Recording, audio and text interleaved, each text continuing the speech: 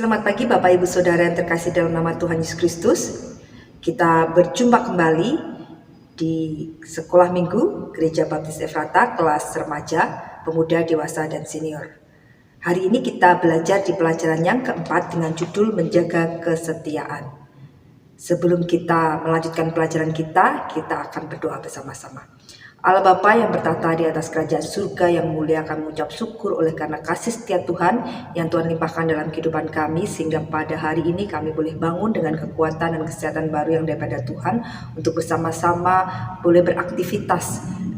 Tuhan tolong kami sepanjang hari ini, terutama ketika kami pada saat ini akan belajar kebenaran firman Tuhan melalui sekolah minggu. Tuhan memberkati kami, Tuhan berbicara kepada kami supaya kami boleh mengerti dan memahami setiap apa yang Tuhan kehendaki untuk kami lakukan di dalam kehidupan kami, supaya kami terus bertumbuh di dalam Tuhan dan semakin dewasa di dalam Engkau. Dan pada akhirnya kehidupan kami boleh menyenangkan Engkau dengan berbuah bagi hormat dan kemuliaan bagi nama-Mu. Terima kasih Tuhan, kami serahkan pembelajaran kami dalam sekolah minggu pada pagi hari ini di dalam satu nama Tuhan Yesus Kristus yang menjadi Tuhan dan Juru Selamat kami hidup. Kami berdoa dan mengucap syukur. Amin. Kita akan buka Alkitab kita akan baca bersama-sama dari kitab Titus pasal yang pertama ayat yang ke-5 sampai yang ke-9. Titus pasal yang pertama ayat ke-5 sampai yang ke-9. Saya akan menolong bacakannya, Bapak Ibu Saudara bisa menyimak dari Alkitab masing-masing di rumah. Tugas Titus di Kreta, syarat-syarat bagi penatua penilik jemaat. Aku telah meninggalkan engkau di Kreta dengan maksud ini, supaya engkau mengatur apa yang masih perlu diatur dan supaya engkau menetapkan penatua-penatua di setiap kota seperti yang telah kupesankan kepadamu, yakni orang-orang yang tak bercacat, yang mempunyai hanya satu istri, yang anak-anaknya hidup beriman dan tidak dapat dituduh karena hidup tidak senonoh atau hidup tidak tertib. Sebab sebagai pengatur rumah Allah, seorang penilik jemaat harus tidak bercacat, tidak angkuh, bukan pemberang, bukan peminum, bukan pemarah, tidak serakah, melainkan suka memberi tumpangan, suka akan yang baik, bijaksana, adil, saleh, dapat menguasai diri dan berpegang kepada perkataan yang benar, yang sesuai dengan ajaran yang sehat, supaya ia sanggup menasihati orang berdasarkan ajaran itu dan sanggup meyakinkan penentang-penentangnya.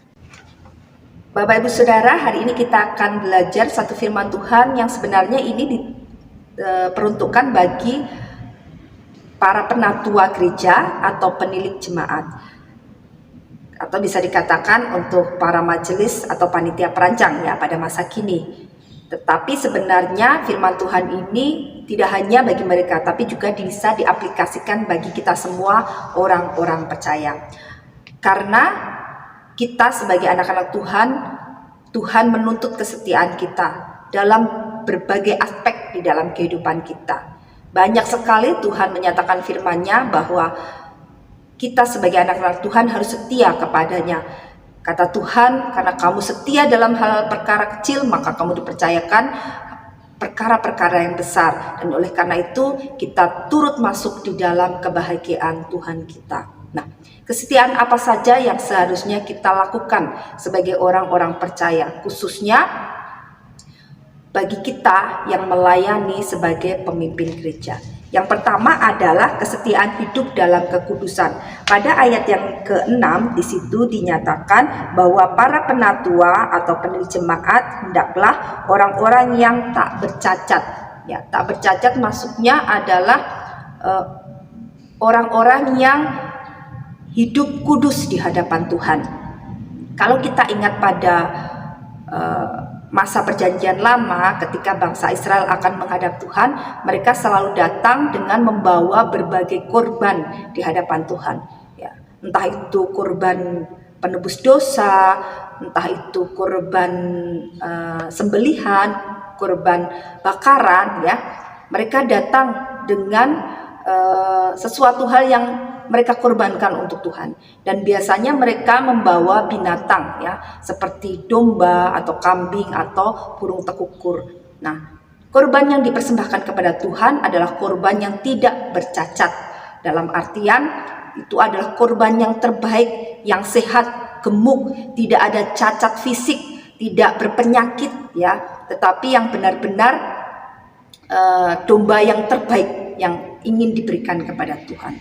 Demikian pula pada saat ini, kalau dulunya kita adalah orang-orang yang berdosa, orang-orang yang penuh cacat celah, tetapi oleh karena pengorbanan Tuhan kita Yesus Kristus, Dialah korban yang sempurna yang menghapuskan dosa-dosa kita, maka hidup kita pun dikuduskan di hadapan Tuhan. Oleh karena itu, kita ingin juga mempersembahkan korban yang terbaik melalui kehidupan kita, ya, yaitu hidup kita yang sudah dikuduskan dan kita terus menjaga kekudusan itu.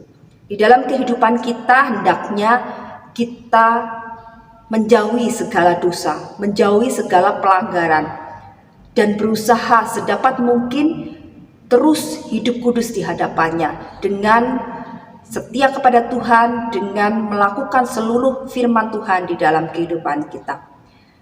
Bagaimana? Apakah setiap hari kita bisa terus menjaga kekudusan kita?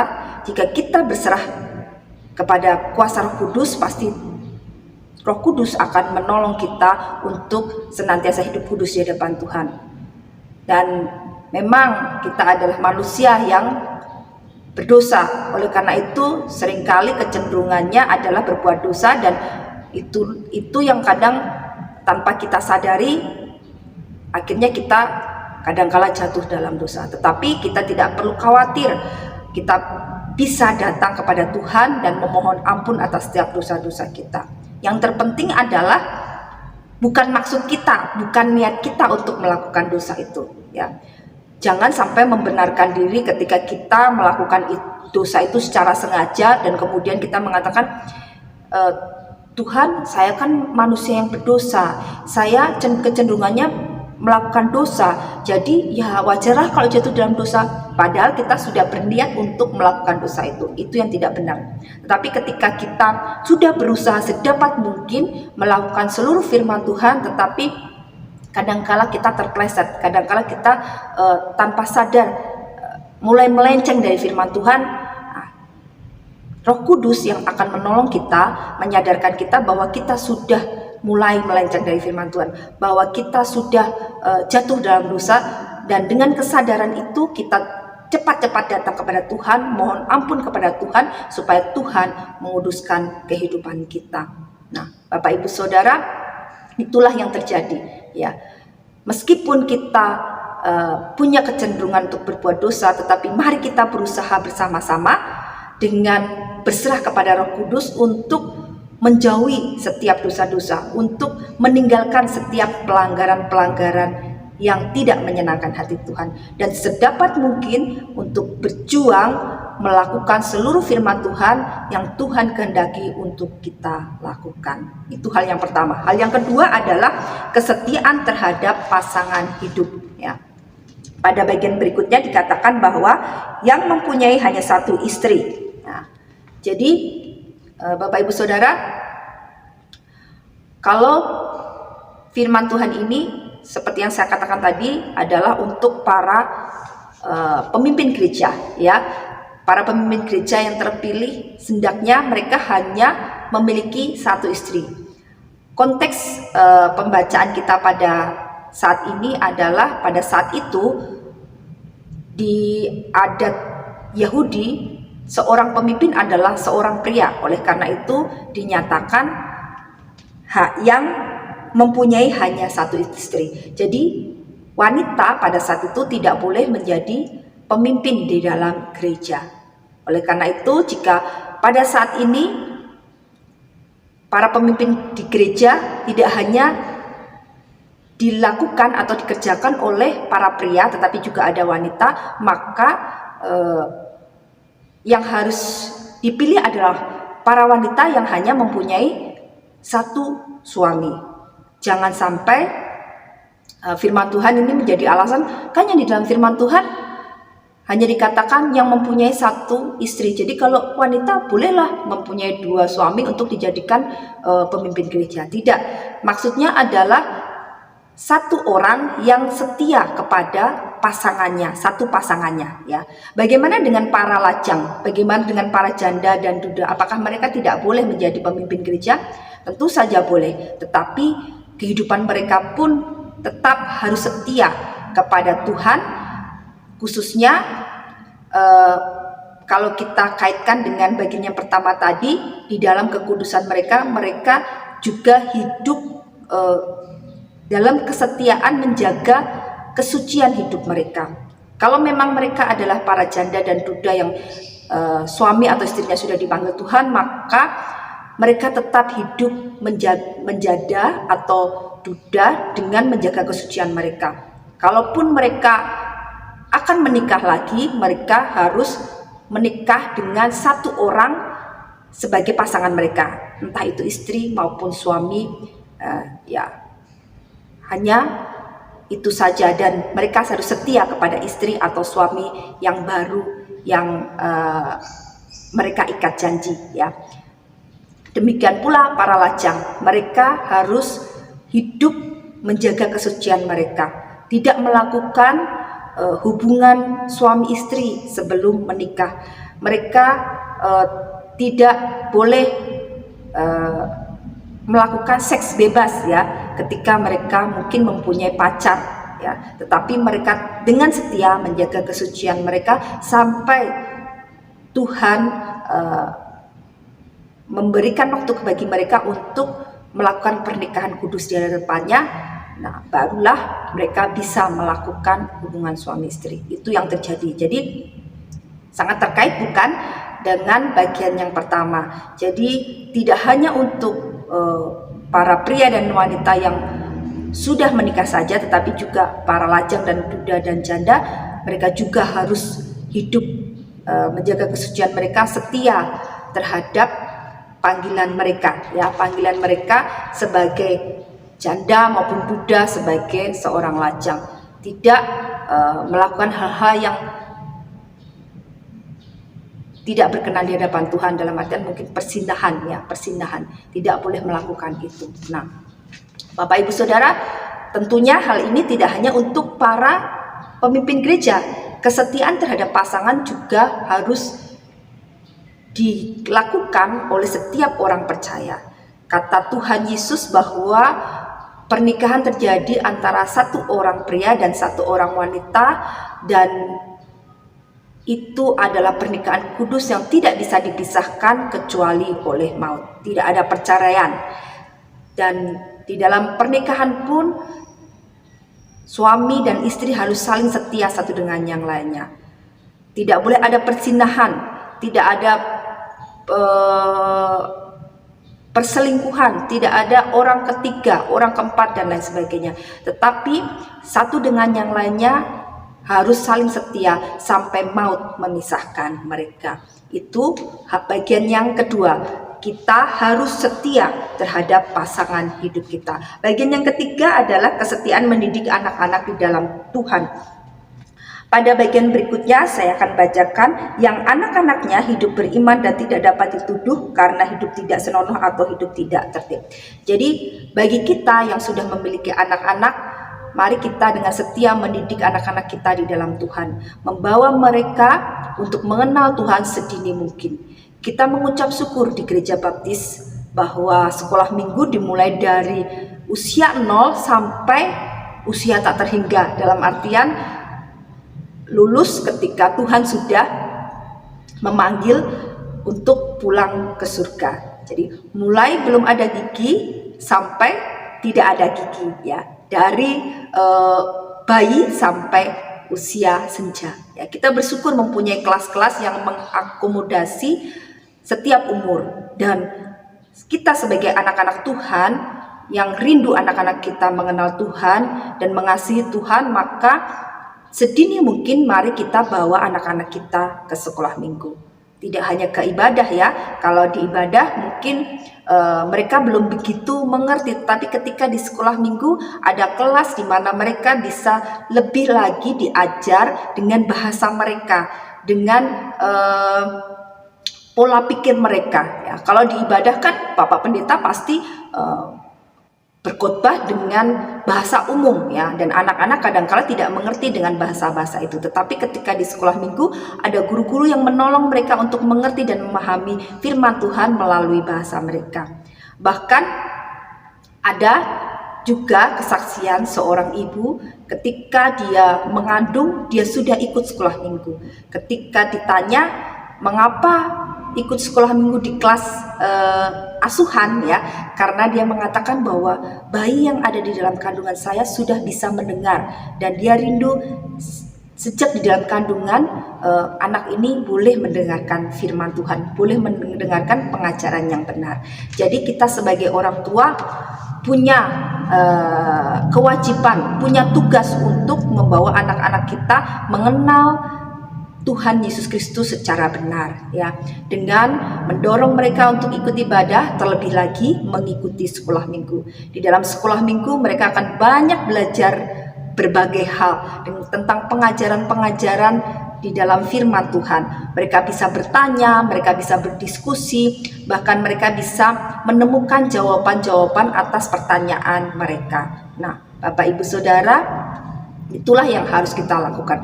Ketika dari sejak kecil kita membawa anak-anak kita ke gereja, baik itu di ibadah maupun sekolah minggu, maka mereka akan menjadi anak-anak Tuhan yang bisa mengenal dengan baik siapa Tuhan mereka. Dan pada akhirnya mereka boleh mengambil keputusan secara pribadi untuk menerima Tuhan Yesus Kristus menjadi Tuhan dan Juru Selamat mereka.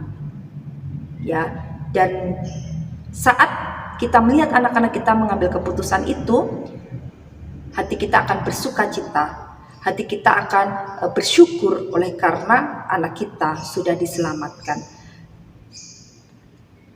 Dan semuanya itu perlu usaha yang dilakukan oleh orang tua. Kita sebagai orang-orang tua harus mengusahakan itu dengan mendorong mereka rajin beribadah, rajin sekolah minggu, rajin berdoa, rajin membaca Alkitab ya. Banyak renungan-renungan harian yang bisa dibaca oleh anak-anak kita. Ada juga tayangan renungan harian seperti yang kita punya ya, Habatus Hidupku Bagi Kristus, renungan harian anak setiap hari dari Senin sampai Sabtu kita sediakan untuk anak-anak bisa belajar kebenaran firman Tuhan, mulai dari kitab Kejadian dan terus berlanjut sampai sekarang sudah memasuki akhir kitab Mazmur, dan beberapa minggu lagi akan masuk ke dalam kitab Amsal. Secara tidak langsung kita mendorong anak-anak kita untuk membaca firman Tuhan mulai dari Kejadian sampai dengan kitab Amsal. Itu yang harus kita lakukan, karena kalau tidak sedini mungkin maka kita akan susah untuk membawa anak-anak kita datang kepada Kristus. Seumpama pohon bambu ya, ketika masih muda kita bisa bengkokkan kemana saja kita mau. Kita mau bentuk seperti apa, karena dia masih lentur, masih lunak. Oleh karena itu mudah sekali kita bentuk ya. Tetapi ketika pohon bambu itu semakin tua, maka ketika dia ada di arah yang salah dan kita mau membengkokkan dia ke arah yang kita inginkan, maka bambu itu bisa menjadi pecah dan rusak. Nah, kita nggak mau anak-anak kita seperti itu. Kita tidak mau nasi sudah menjadi bubur oleh karena kita menganggap bahwa ke gereja nanti ajalah, ke sekolah minggu nanti aja. Kadang-kala kita memberatkan, lebih kasihan dari Senin sampai mungkin Jumat atau Sabtu sekolah bangun pagi, hari Minggu biarlah tidurnya agak bangun siang ya, kasihan. Tetapi itu adalah kebodohan yang kita lakukan.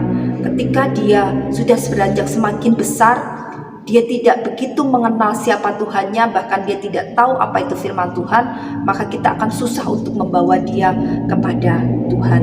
Jangan sampai itu terjadi di dalam kehidupan kita. Mumpung dia masih muda, bisa diarahkan, bisa dibentuk ya.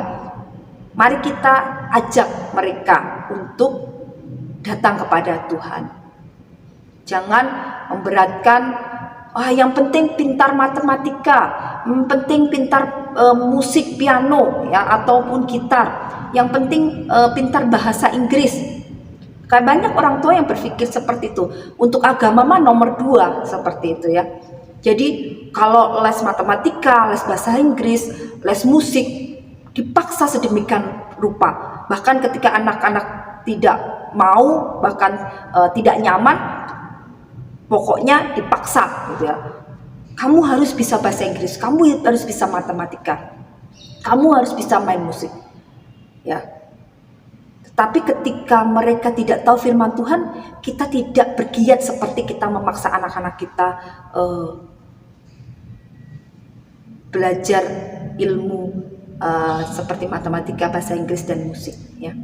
Padahal harusnya yang kita tanamkan sejak dini adalah mereka mengenal Tuhan secara pribadi. Mereka tahu tentang firman Tuhan. Itu menyangkut jiwa mereka yang nantinya akan berkelanjutan kepada kehidupan kekekalannya. Tetapi matematika, bahasa Inggris, musik, ataupun apapun pelajaran yang ada di sekolah itu hanya bersifat sementara. Ketika meninggal semuanya itu tidak ada fungsinya lagi bagi anak-anak kita. Tetapi keselamatan adalah harta yang paling berharga. Ketika mereka meninggal, hanya keselamatanlah yang bisa mereka bawa saat mereka meninggal. Dan itu membawa kepada kehidupan kekal di dalam kehidupan anak kita ketika mereka percaya kepada Tuhan Yesus Kristus. Jadi mari kita ubah pola pikir kita. Jangan mencekoki anak kita dengan pembelajaran seperti boleh ya, matematika, fisika, kimia, apalagi bahasa Inggris, akuntansi, mereka mahir boleh, tetapi lebih daripada itu mereka seharusnya lebih lagi mengenal Tuhan Yesus Kristus, lebih lagi mengenal firman Tuhan di dalam kehidupan mereka. Kita mulai rubah mindset kita. Jangan kita tenang saja ketika anak kita, "Mah, Pak, atau Ibu, Bapak, aku capek, gak mau ke gereja, istirahat dulu ya." Atau kita jalan-jalan yuk di hari Minggu, ke gerejanya besok minggu depan aja. Kita harus berjaga-jaga. Ketika itu sudah menjadi sesuatu hal yang wajar bagi anak-anak kita, hati-hati ya, hati-hati bahwa mereka kemungkinan bisa hilang dari hadapan Tuhan. Tetapi mari kita bawa mereka kepada Tuhan. Kita tidak mau anak-anak kita hilang, tapi mereka boleh menemukan atau mereka boleh mengenal Tuhan mereka secara pribadi, yaitu Tuhan Yesus Kristus. Kita terus doakan mereka supaya Tuhan Yesus terus menangkap mereka, memegang mereka, dan membawa mereka dekat di dalam Tuhan Yesus Kristus.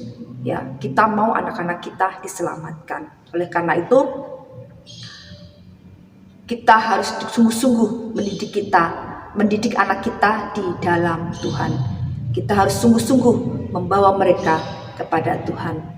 Mulai renungkan saat ini Bapak Ibu Saudara, apa yang sudah Bapak Ibu Saudara wariskan bagi anak-anak kita ya. Seperti pelajaran yang kedua yang lalu ya, apa yang sudah kita wariskan, apakah itu hal kekekalan ataukah hal yang sementara. Kalau memang belum kita mewariskan hal kekekalan, mari, tidak ada kata terlambat. Saat ini kita mau bawa anak kita untuk setia kepada Tuhan, beribadah dan mengenal Tuhan melalui sekolah minggu. Nah, Bapak Ibu Saudara, itulah yang bisa kita pelajari. Dan ketika kita hidup di dalam kesetiaan kita, baik dalam kekudusan, dengan pasangan hidup maupun mendidik anak-anak kita, maka hidup kita akan menjadi berkat. Hidup kita akan menjadi teladan bagi orang lain. Orang akan melihat, wah, benar-benar Tuhan Yesus hadir di dalam kehidupan kita. Tidak ada lagi seperti kata firman Tuhan yang akan bisa dituduhkan di dalam kehidupan kita, oleh karena kita sudah hidup setia di dalam Tuhan, baik dalam kekudusan, baik dalam perkara pernikahan maupun dalam mendidik anak-anak kita. Nah, mari Bapak Ibu Saudara, kita semakin setia di dalam Tuhan dan kehidupan kita boleh menyenangkan hati Tuhan. Amin. Bapak yang Maha Kuasa, kami bersyukur untuk pelajaran hari ini. Biarlah kami boleh terus hidup setia di hadapan Tuhan, menjaga kekudusan kami. Kami boleh setia terus kepada pasangan kami, dan juga kami boleh setia mendidik anak-anak kami. Biarlah Tuhan akan memberkati setiap apa yang kami lakukan. Tolong kami Tuhan supaya kami terus hidup menyenangkan hati Engkau, hidup seturut dengan firman Tuhan, terus setia kepada Engkau sampai akhir hidup kami. Bahkan kami boleh membawa anak-anak kami, membawa keluarga kami untuk datang kepada Tuhan, untuk juga setia kepada Tuhan. Terima kasih Bapak, terima kasih. Kami serahkan setiap pribadi kami, dimanapun kami berada, biarlah Tuhan terus memimpin dan menolong. Kuasa Roh Kudus-Mu yang menguasai hidup kami, menolong kami terus bertumbuh di dalam Tuhan dan berbuah bagi hormat dan kemuliaan bagi nama Tuhan. Terima kasih Bapa, ampuni segala dosa dan kesalahan kami. Dalam nama Tuhan Yesus Kristus kami sudah berdoa dan mengucap syukur. Amin. Selamat pagi, Tuhan Yesus memberkati.